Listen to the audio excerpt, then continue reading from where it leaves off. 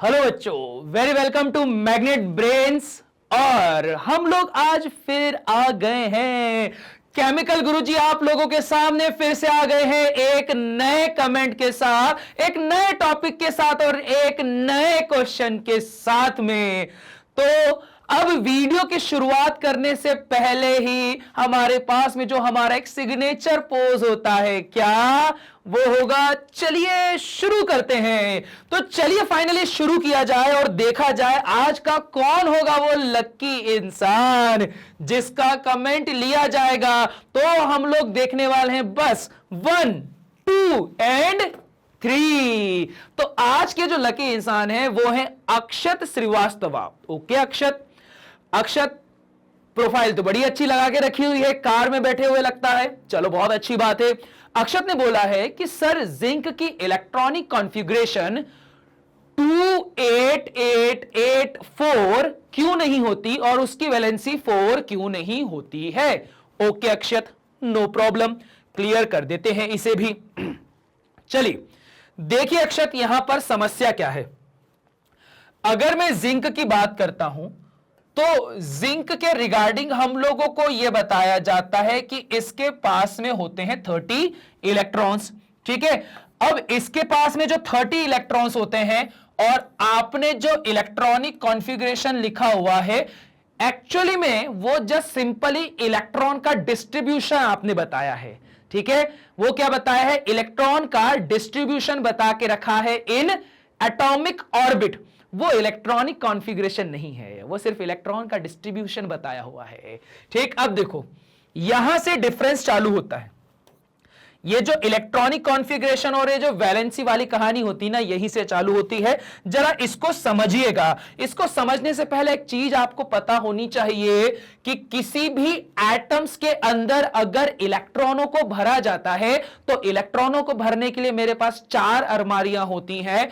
उन 4 अलमारियों का नाम होता है अलमारी नंबर S, जिसमें मैक्सिमम आप 2 इलेक्ट्रॉन्स को फिल कर सकते हो। फिर आता है पी में मैक्सिमम आप यहां 6 इलेक्ट्रॉन्स को फिल कर सकते हो, कुछ इस तरह से। फिर आता है हमारे पास में डी में आप मैक्सिमम 10 इलेक्ट्रॉन्स को फिल कर सकते हो, वो भी कुछ इस तरह से। और फिर आता है एफ, इसके अंदर मैक्सिमम 14 इलेक्ट्रॉन्स को फिल किया जाता है। ये ऐसा ऐसा देन ऐसा देन ऐसा देन ऐसा। और फिर कितने हो गए हमारे पास में? 8 हो गए, 9 इधर हो गया, 10 थोड़ा सा जगह कम पड़ गई है, जरा इसको ज्यादा बड़ी जगह में बनाना पड़ेगा। ये ऐसा मैंने बना दिया, ऐसा यहां पर बना दिया। 1 2 3 4 5 6 एंड 7। ये देखो, ठीक है, यहां मैक्सिमम आप कितने इलेक्ट्रॉन रख सकते हो? यहां रख सकते हो आप मैक्सिमम 14 इलेक्ट्रॉन्स। ठीक है, ये ऐसी कुछ सिचुएशन होती है। नाउ अब एक बहुत बड़ा इंपॉर्टेंट सा पॉइंट यहां जनरेट होता है, जरा इस बात को समझिएगा कि ये एक्चुअली में आपको 11th क्लास में देखने को मिलेगा। ठीक है, और ये रियलिटी होती है इलेक्ट्रॉनिक कॉन्फ़िगरेशन की कि जब कभी भी किसी एटम के अंदर इलेक्ट्रॉन्स को फिल किया जाता है तो वहां पर मुझे एक्यूरेसी के साथ बताना है कि वो इलेक्ट्रॉन कहां कहां पर प्रेजेंट होता है। ठीक है, ऐसी सिचुएशन होती है। अब यहां पर इसके लिए एक सीक्वेंस बनाया गया है। उस सीक्वेंस को हमारे पास में लेकर आए थे कौन? उन्हें लेकर आए थे बाबा अफबाहु। ठीक है, कौन लेकर आए थे? बाबा अफबाहु। ठीक है, ये लेकर आए थे, एक मिनट, अफबाहु। ठीक है, ये बाबा अफबाहु लाए थे। इन बाबा अफबाहु ने यह बोल के रखा हुआ था कि किसी भी एटमों के अंदर अगर आपको इलेक्ट्रॉनों को भरना है तो आपके पास में पर्टिकुलर एक एनर्जी लेवल होना चाहिए। ठीक है, यह बोल के रखा हुआ था। अब देखो इन्होंने कैसे बोला। इन्होंने यह बोला कि पहले तो यह पता होना चाहिए एटमों के अंदर जो ऑर्बिट होते हैं, इन ऑर्बिट्स के अंदर कितने नंबर ऑफ इलेक्ट्रॉन्स प्रेजेंट हो सकते हैं, है ना, ये बोल के रखा। अब इसके लिए इन्होंने क्या थ्योरी दी थी, इसके लिए इन्होंने हमारे पास में एक थ्योरी दी है 2n²। अगर सपोज आपके पास में ऑर्बिट नंबर 1 है तो यहां कितने इलेक्ट्रॉन होंगे, 2 × 1, यहां होंगे 2 इलेक्ट्रॉन्स। अगर यहां पर मैं बात करता हूं n = 2 तो क्या हो जाएगा, 2 × यहां पर कितना हो जाएगा हमारे पास में 2 का स्क्वायर हो जाएगा। तो 2 का स्क्वायर कितना हो गया, 4, 4 2 = 8 इलेक्ट्रॉन। अगर आपके पास में थर्ड ऑर्बिट है, सॉरी, तो थर्ड ऑर्बिट में क्या हो जाएगा, 2 × 3 का स्क्वायर, 3 का स्क्वायर कितना होता है 9, तो यहां पर कितने इलेक्ट्रॉन्स हो गए, 18 इलेक्ट्रॉन। और उसी तरह से n = 4 रखा जाता है। तो अकॉर्डिंग टू दिस फॉर्मूला आपके पास में फोर्थ ऑर्बिट में कितने इलेक्ट्रॉन होने चाहिए, 32 इलेक्ट्रॉन्स प्रेजेंट होना चाहिए। ऐसी सिचुएशन होती है, ठीक है। पता चल गया है एक एटम में इतने इतने इलेक्ट्रॉन्स हमारे पास में प्रेजेंट होते हैं। अब ये जो आपके पास इलेक्ट्रॉन्स है वो कैसे बटे होंगे देखिएगा। अगर आप यहां बात करते हो फर्स्ट ऑर्बिट में मैक्सिमम 2 इलेक्ट्रॉन जा सकते हैं, तो 2 इलेक्ट्रॉनों को रखने के लिए अलमारी है मेरे पास S, तो इसमें क्या होगा, इसमें सिर्फ S होगा।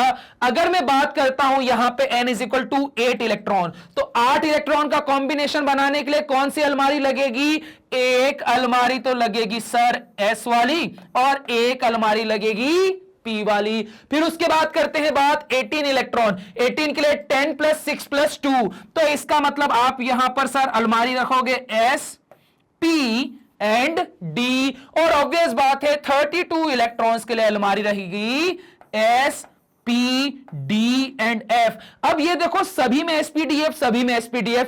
जब अलमारियां एक जैसी होती हैं तो उन्हें नंबरिंग दी जाती है। अगर फर्स्ट वाले ऑर्बिट की अलमारी है तो इसको नंबर दे दिया 1s, सेकेंड वाली है तो 2s 2p, थर्ड S है तो 3s 3p 3d, और यहां दिया 4s 4p 4d and 4f, है ना। ये सिचुएशन आ गई है। अब देखो जैसे ये सिचुएशन हमारे पास में आई तो यहां पर अब आवबाऊ जी ने हमें यह बताया कि ये जो इलेक्ट्रॉन है उनको इस तरह से भरना रहेगा। देखो कैसे, आवबाऊ जी बोलते हैं कि जो सबसे कमजोर होगा, जिसकी एनर्जी सबसे कम होगी, इलेक्ट्रॉन उसको दिया जाएगा। तो इन सभी में सबसे छोटा, सबसे प्यारा, नन्ना मुन्ना राज दुलारा कौन होने वाला है, S होने वाला है। और S भी कौन सा, अकेला 1s, छोटा सा रहता है ये, तो ये सबसे प्यारा होगा। तो सबसे पहले इलेक्ट्रॉन किसके पास जाता है, 1s के पास में।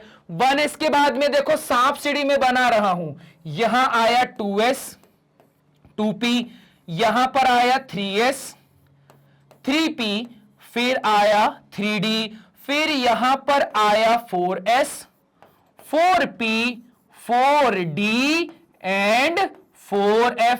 इसी तरह से क्या होता है, सीक्वेंस आगे चलते चले जाएगा। 4 हो जाएगा ना, तो बाद में भले ही आप यहां पर बना दो 5s 5p 5d और बना दो, कोई दिक्कत वाली बात नहीं। जितना हमारा काम है हम उससे मतलब रखेंगे। अब देखो होता क्या है, हमारे पास बात की जाती है जिंक की। तो अगर मैं जिंक की यहां पे बात करता हूं तो ये लिख दिया मैंने जिंक, जिसके पास में है 30 इलेक्ट्रॉन्स। तो मैंने क्या बोला, मैंने बोला हम 30 इलेक्ट्रॉनों को एक पोटली में भर के ले गए और इन 30 इलेक्ट्रॉन्स को क्या होगा, अलग अलग ऑर्बिट में रखते जाएंगे। हर ऑर्बिट में अपनी अलग अलग अलमारी है, 1s 2s 2p 3s 3p 3d 4s 4p 4d and 4f। ये अलग अलग अलमारियां हैं, वहां पर इलेक्ट्रॉन को जमाना है, ठीक है। ऐसी सिचुएशन है। अब देखो मैं 30 इलेक्ट्रॉन्स की अलमारी, 30 इलेक्ट्रॉन्स अपने पास लेकर गया। सबसे पहले मैंने बोला सबसे छोटी अलमारी का नंबर आता है, सो फॉर दैट रीजन सबसे छोटी अलमारी कौन है, 1s। मैं 1s के पास गया, 1s को मैंने 2 इलेक्ट्रॉन दिए, 2 इलेक्ट्रॉन दिए, इसका पेट भर गया। क्योंकि हमने देखा है ना s में मैक्सिमम कितने इलेक्ट्रॉन जा सकते हैं, 2, तो यहां 2 इलेक्ट्रॉन दे दिए। 30 में से 2 इलेक्ट्रॉन इसको दिए और हम बढ़ गए आगे। जब हम आगे बढ़े तो फिर अगला नंबर किसका आया, 2s का। मैंने 2s को भी क्या करा, मेरे पास 28 इलेक्ट्रॉन्स थे, अगेन इसको 2 इलेक्ट्रॉन्स और दे दिए, तो 28 में से 2 इलेक्ट्रॉन चले गए इसके पास में। अब कितने बच गए मेरे पास में, अब बच गए मेरे पास 26 इलेक्ट्रॉन। देखो 26 इलेक्ट्रॉन, रिपीटेशन चालू हुआ, p पे गए। 26 में से p कितने इलेक्ट्रॉन रख सकता है, 6। क्या किया जाएगा, 6 इलेक्ट्रॉन इसे भी दे दो, ये लो। 2p के बाद गाड़ी किसके पास गई, 3s के बाद में। ठीक है, 2p पे 26 थे, 6 दे दिए, कितने बच गए, 20 में से 3s कितने ले लेगा, 2 ले लेगा, बच गए कितने, 18 इलेक्ट्रॉन्स के साथ में फिर में गया 3p के पास। 3p ने 18 में से 6 इलेक्ट्रॉन रख लिए, कितने बच गए, 12 इलेक्ट्रॉन्स लेकर अब मैं किसके पास गया, 4s के पास गया। 4s कितने इलेक्ट्रॉन रख लेगा, 2 इलेक्ट्रॉन रख लेगा। अब यहां जब 4s ने 2 इलेक्ट्रॉन रखे तो बच गए कितने, बच गए लास्ट में 10 इलेक्ट्रॉन। तो 10 इलेक्ट्रॉन कहां चले गए, 3d में चले गए। क्लियर हो गई बात, क्लियर हो गया, बढ़िया। चलो अब देखते हैं।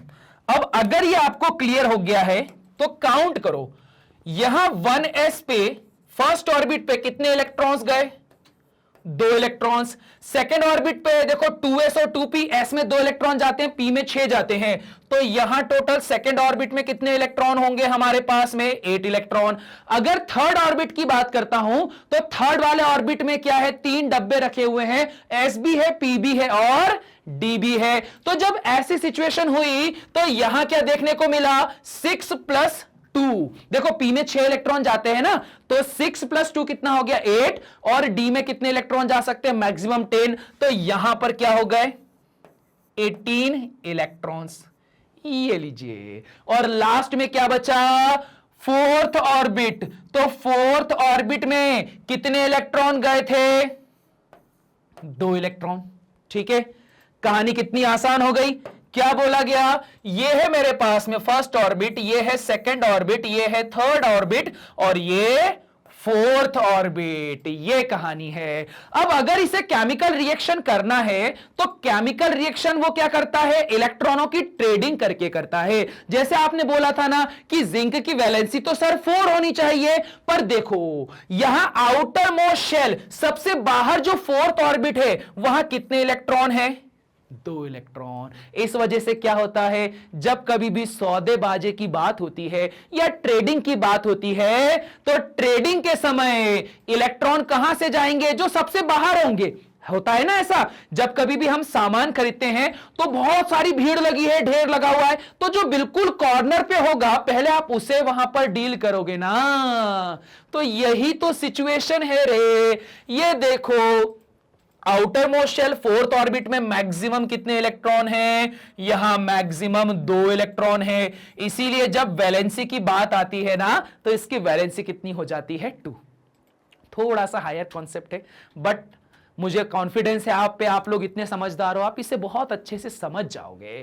क्लियर हो गई बात कि क्यों जिंक की वैलेंसी 4 नहीं होती है, जिंक की वैलेंसी यहां पर कितनी आती है, 2 आती है। तो बस बहुत ही सिंपल। अब जरा फटाफट इसका भी स्क्रीनशॉट ले लिया जाए। ठीक है, स्क्रीनशॉट लिया, और अगर आपने स्क्रीनशॉट ले लिया है तो तुरंत अब एक काम करा जाएगा। क्या काम करा जाएगा, फटाफट यहां आगे जाओगे आप कहां पे, magnetbrains.com की ऑफिशियल साइट पर। जैसे ही यहां पर साइट को अप्रोच करोगे ऐसा इंटरफेस दिखाई देगा जहां आपको बड़े बड़े राइटिंग लेटर्स में लिखा हुआ है कि 100% फ्री ऑनलाइन एजुकेशन प्लेटफॉर्म। और जैसा बोलते हैं वैसा करते भी हैं, किंडरगार्टन से लेकर 12th क्लास तक के सभी सब्जेक्ट का फ्री यहां पर आपको क्लासेस मिल जाएगा। साथ ही साथ ध्यान रखिएगा कि अगर आपने यहां पहले ही रजिस्टर करके रखा है तो आप इसको कर सकते हैं लॉगिन, और अगर आप फर्स्ट टाइम यहां पर आए हैं तो क्या करेंगे, इसको रजिस्टर फॉर फ्री। आप इसको रजिस्टर करिए। जैसे ही आप इतना काम करोगे ना तो आपको अब यहां पे देखने को मिलेगा कुछ इस तरह का इंटरफेस। जैसे अगर मैं बात करता हूं तो आपने यहां पर क्लास 12th को सिलेक्ट कर दिया, तो क्लास 12th के रिगार्डिंग जो जो भी फैकल्टीज यहां पर प्रेजेंट है, जिन्होंने अपने लेक्चर्स यहां पर लेक्चर अपलोड किए हुए हैं वो सारे आपको मिल जाएंगे। तो आपको करना क्या है, just watch now, watch now, watch now and watch now करना है, तो आपको मिल जाएंगे लेक्चर सारे फ्री। ठीक, अब इसके बाद में क्या होगा, इसके बाद में ये हमारा हमेशा का बोलना रहता है कि ये हमारे कोर्स कंटेंट होते हैं, हमारा पढ़ाने का तरीका कि आपके पास होता है सबसे पहले क्या, फुल चैप्टर वीडियोस। जैसे मेरी बात की जाए, मैं क्लास 12th अभी पढ़ा रहा हूं ऑर्गेनिक केमिस्ट्री, जहां पर हम क्या करते हैं, फुल चैप्टर के वीडियोस पहले बनाए जाते हैं, फिर उसका एनसीईआरटी सॉल्यूशन बनाया जाता है, देन उसके बाद में बनाया जाता है वन शॉट रिवीजन। और जैसे ही वन शॉट रिवीजन होता है, असली मजा तो उसके बाद आता है, क्योंकि उसके बाद आता है 100 एमसीक्यू की सीरीज। तो आपको करना क्या है, वो 100 एमसीक्यू की सीरीज पे जाना है और उसको वहां पे देखना है और बढ़िया खूब सारा नॉलेज लेना है। ठीक है, ये देखो मैं भी पढ़ा रहा हूं क्लास 12th को। अगर आप लोग छोटी क्लास से हो तो बिल्कुल बने रहना, मैग्नेट ब्रेन्स पे क्लास 12th में मिलूंगा मैं तुम लोगों को। ठीक है, ऐसा कुछ रहेगा। और अभी तक वीडियो पे बने हुए हो और वीडियो समझ में आ गया क्या है क्या नहीं, तो क्या कर दोगे, लाइक कर दोगे। नए सब्सक्राइबर हो तो सब्सक्राइब कर दोगे। और हां, एक बहुत छोटी सी रिक्वेस्ट है आप लोगों से, वो रिक्वेस्ट आप लोगों से ये है कि अगर ये वीडियो आपने पूरा देखा, आपको ये सारी चीजें क्लियर हो गई, तो आप कमेंट जरूर करना। क्योंकि यार एक प्रॉब्लम वाली बात है, मैं आप लोगों से डायरेक्ट ऐसे इंटरेक्ट नहीं हो सकता हूं, पर हां मैं आप सभी के कमेंट्स जरूर पढ़ता हूं। तो उन कमेंट्स को पढ़कर मुझे भी मोटिवेशन मिलता है, मुझे भी लगता है कि हां मैं ऐसे बच्चों के साथ में हूं जिनको पढ़ाई में वाकई बहुत ज्यादा इंटरेस्ट होगा। तो बस अब एक आखिरी चीज और कर दो, जरा इस वीडियो को शेयर कर दो, क्योंकि और भी ऐसे लोग होंगे जिनको केमिस्ट्री में बहुत कुछ डाउट होगा, तो उनके साथ में इसे शेयर कर देना और फिर उस पे हम भी बना देंगे एक डेडिकेटेड वीडियो, जिसको देखकर आपको भी आने वाला है बहुत बहुत मजा। ठीक है, तो बस इसी नोट के साथ में अब हम क्या बोलेंगे, हम बोलेंगे चलिए खत्म करते हैं।